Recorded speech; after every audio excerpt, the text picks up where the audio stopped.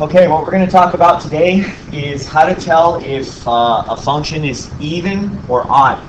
Now you're going to have to be able to do it two different ways. You have to be able to do it from looking at the picture, like the graph, but you also have to be able to do it by looking at the equation.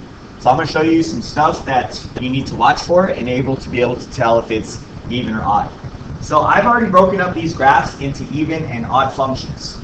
The graphs on the left are all even, and the graphs on the right, they're all odd. Now, I found a video on YouTube that sort of illustrates what's the difference between even and odd. So I'm going to pull that up for a second. Where'd it go? It's right here.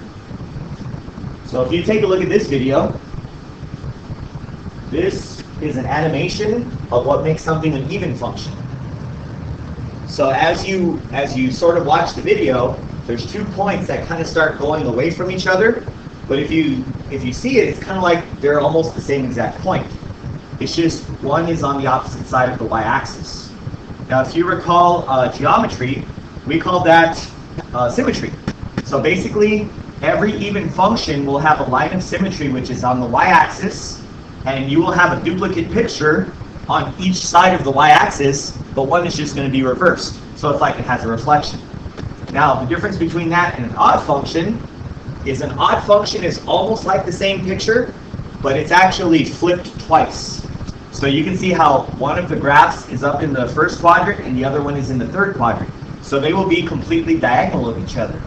Now, this type of reflection is sort of like a double reflection. It's called a reflection about the origin. So think of it as folding it across the y-axis and then the x-axis. It should land directly on top of itself. So what we're going to do here is I'm going to show you these pictures and how those work and how you can test them. So just looking at the pictures, if I want to tell if it's an even function, every even function should have symmetry across the y-axis.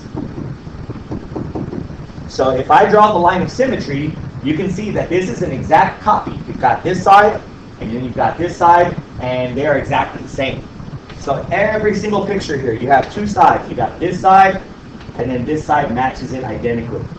Even if it gets real wavy, you got this guy.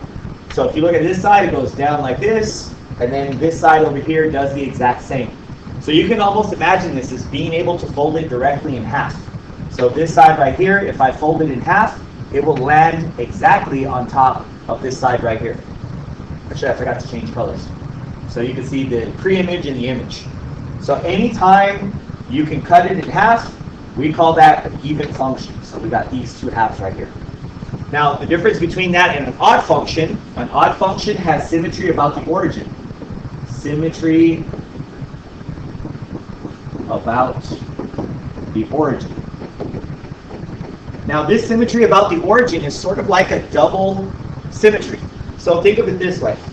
If I do y-axis symmetry, and I just focus on the side that's on the right, this side right here, I would flip it over and it would end up right here.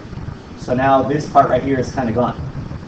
So that's not exactly even because it didn't land on the other side. But if I was to fold it one more time across this axis, then the black line would land directly on top of here. So that's why this is going to be an odd function. So again, this side right here would flip over here, and then when we flip it down, it would land directly on top. So essentially, like if you had this piece of paper in your hand, you would see a picture where all you see is this. That's all you end up with. And why is that again? It's because the other half, when we reflect it, it actually changes by going like this. So it ends up over here, and then when we reflect it down, it lands directly on top.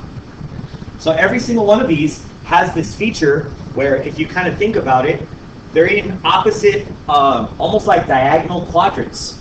Now, one thing to also note is if it's odd, if you take a look at every single picture here, every odd function passes through the origin.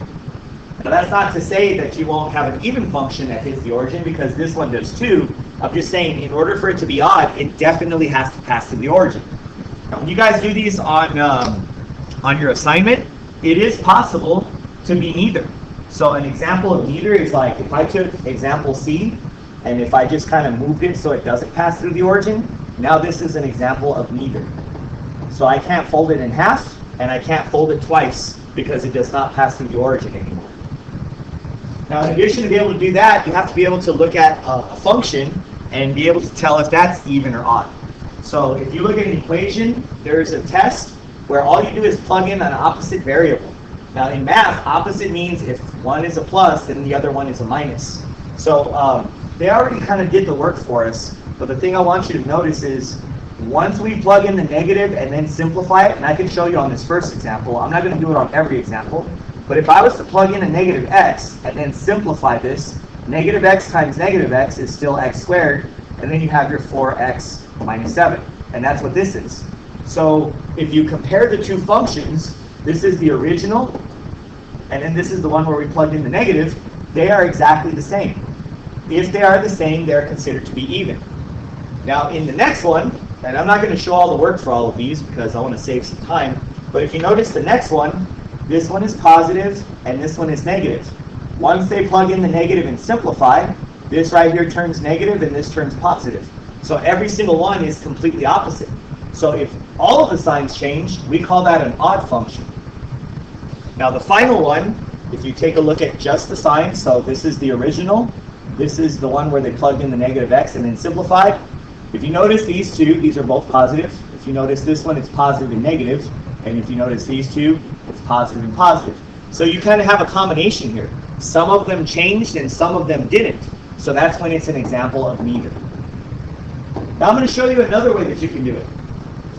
So you can actually tell if functions are odd, even, or neither just by looking at the exponents. The only catch is every single part of your problem, it's going to have to sort of follow the pattern. So let's start off actually with the g of x function. If you notice, they both have x's. So that's why I wanted to start with this one first.